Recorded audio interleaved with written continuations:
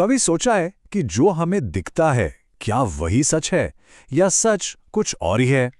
आज हम धारणा मतलब परसेप्शन के एक ऐसे ही रहस्य को समझने की कोशिश करेंगे जो शायद दुनिया को देखने का हमारा नजरिया ही बदल दे। तो चलिए शुरू करते हैं। अच्छा, चलिए एक सवाल से शुरू करते हैं। जरा सोचिए, एक गाय है, घास के मैदान में चल रही है। अब अगर कोई कहे कि इसकी एक एब्स्ट्रैक्ट मतलब निराकार तस्वीर बनाओ, तो क्या बनेगा? सोच लिया? ज्यादातर लोग शायद गाय या घास का मैदान बनाने की सोचेंगे, है ना? लेकिन इसका जो असली जवाब है वो सच में चौंका देगा। जवाब है एक कोरा कागज। कोरा कागज? क्यों भाई? देखिए, गाय मैदान में आई, उसने सारी घास खा ली और फिर चली गई। तो पीछे क्या बचा? कुछ नहीं, बस एक खाली मैदान।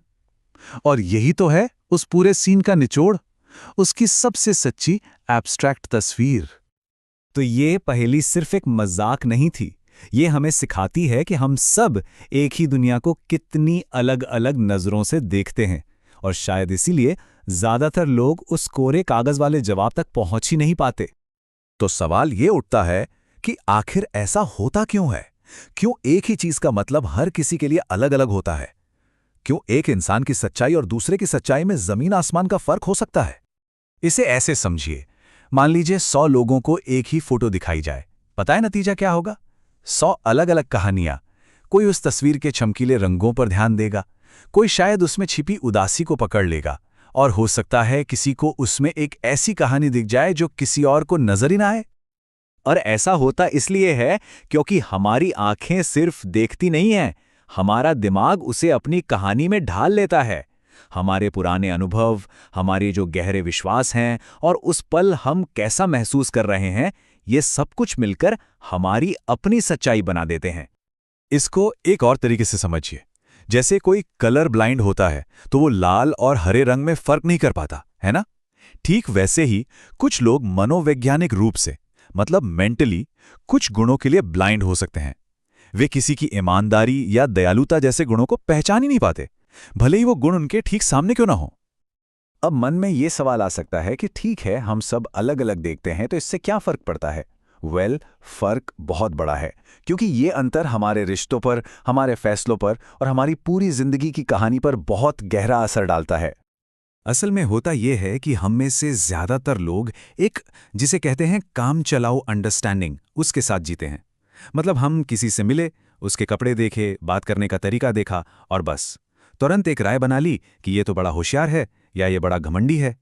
लेकिन ये समझ सिर्फ बाहरी दिखावे पर टिकी होती है, उसकी गहराई पर नहीं। और इस आधी अधूरी समझ के सहारे जीना बहुत खतरनाक हो सकता है। ये हमारे रिश्तों में गलतफहमियां पैदा करता है, हमें गलत फैसलों की ओर ले जाता है और हमें एक ऐसे चक्र में फंसा सकता है जिससे निकलना बहुत मुश्किल हो। ये कोई मामूली बात नहीं है, ये एक तरह का गहरा आत्म धोखा है।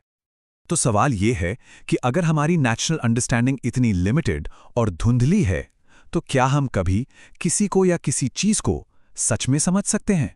जवाब है हाँ, और इसके दो रास्ते हैं। पहला रास्ता है बिल्कुल प्रैक्टिकल। किसी को सच में समझना है तो उसके साथ वक्त बिताओ, उससे गहरी बातें करो और उसकी दुनिया को उसकी नजरों से देखने की कोशिश करो। और दूसरा रास्ता है आध्यात्मिक। इसमें हम ध्यान और सेल्फ रिफ्लेक्शन के जरिए अपने अंदर की उस चेतना को जगाते हैं जो चीजों को बिना किसी बायस के उनके असली रूप में देख सकती है।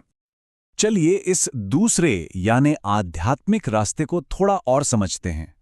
ये हमें बताता है कि हमारी समझ आज इतनी धुंधली क्यों है, और इसका जवाब एक बहुत ही दिलचस्प मेटाफर में मतलब एक रूपक में छिपा है।